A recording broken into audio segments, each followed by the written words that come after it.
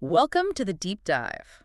Okay, so today we've got this really interesting little document for you.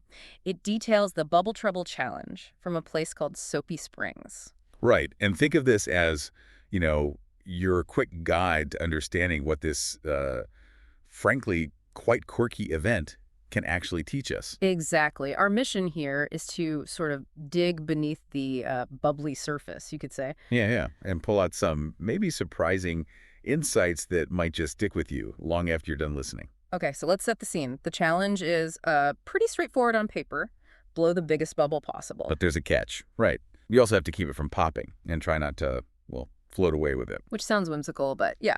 Yeah. The document introduces us to some really memorable contestants. Page 2 lays them out. Oh, yeah. You've got Poppy the pig. She's apparently Yeah. the professional bubble blower. It's a pro? Okay. And there's Toby the turtle. His whole thing is, slow and steady. Hmm. Very deliberate. Makes sense for a turtle. And then Ziggy, the zooming squirrel. Yeah. Total opposite. Just pure energy, maybe a bit restless. You can already see the different approaches lining up, can't you? Absolutely. And their first tries are, well, pretty funny, according to this. Tell me about it. Poppy's bubble was apparently so big it trapped her ears inside. Oh, wow. And Toby. He nails this perfect bubble, but then a bee decides to hitch a ride on it. A bee co-pilot. Okay. And Ziggy. Ziggy, just like chaos mode. Instead of one big one, he apparently blew 47 tiny little bubbles all at once. 47. Okay, that's energetic. But then, things take a turn. The document highlights this bit, bubble escape, in caps. Oh, right, the wind gusts. Exactly. A sudden gust of wind just sweeps all the bubbles up into the air, Including Ziggy. including Ziggy, yeah, clinging onto his little cluster of 47 bubbles for dear life, apparently. Wow, okay. So it goes from funny competition to an actual problem pretty fast. It does. And this is where, for me, it gets really interesting. Page 3 shifts focus entirely. It's suddenly a rescue mission. So not about winning anymore. Not at all. It's all about getting Ziggy down safely. And what's fascinating is the teamwork that just springs up instantly. Between Poppy and Toby, even though they had totally different styles. Yep. Huh. Poppy the pro and Toby the slow and steady guy. They just click into gear. Toby uses his steady breath like a gentle breeze, trying to guide Ziggy. Okay, trying to steer the bubbles. Sort of, yeah. Uh, And Poppy gets creative, uses her bubble wand almost like a lasso, trying to snag Ziggy's bubble cluster. that's actually quite clever. And the crowd? The crowd's totally invested. They're chanting, "Don't pop, don't pop."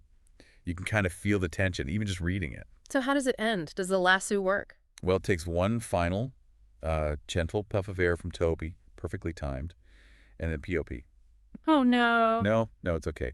Ziggy lands, surprisingly softly, right into a big tub of whipped cream that was nearby for some reason. Whipped cream. Seriously, that's quite the landing.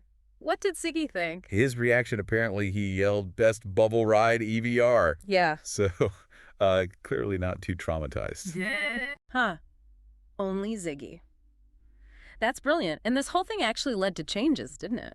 It did. Mayor Sudsey saw the whole thing unfold and announced improvements for next year's challenge. Which were Parachutes for contestants, probably a good idea, and snacks. Always bring snacks. parachutes and snacks. Learning from experience. It shows how, unexpected stuff can actually lead to making things better. Precisely.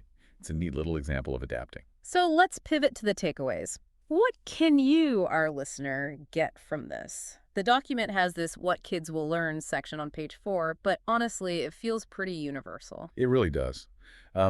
The first big one is just the value of trying your best. Winning isn't everything. Ziggy didn't win, but he certainly had an experience. True. And the teamwork aspect is huge, right? Poppy and Toby dropping their own goals to solve that unexpected problem together. Absolutely highlights the power of collaboration when things go off script. And I like how it frames mistakes, or maybe just surprises, as fun learning moments. Yeah, that's a great mindset. It's okay if things don't go perfectly to plan. Sometimes that's where the interesting stuff happens. And don't forget the practical advice. Always bring snacks. Crucial life lesson there. Definitely.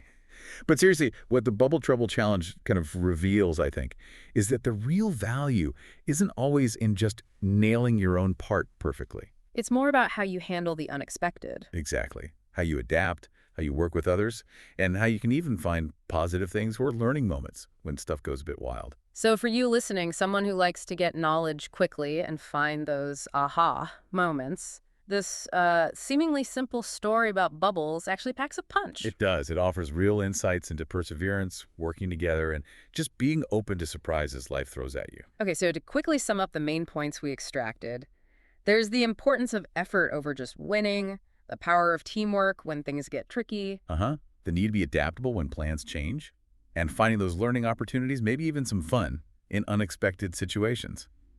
And snacks. and snacks. Can't forget the snacks. All right, here's something to chew on after this. Think about a time in your own life when maybe a challenge, something totally unexpected, actually led to a surprising but positive outcome. Yeah, reflect on that. How did those principles we saw in Soapy Springs, like effort, teamwork, adapting, how did they maybe play out for you then?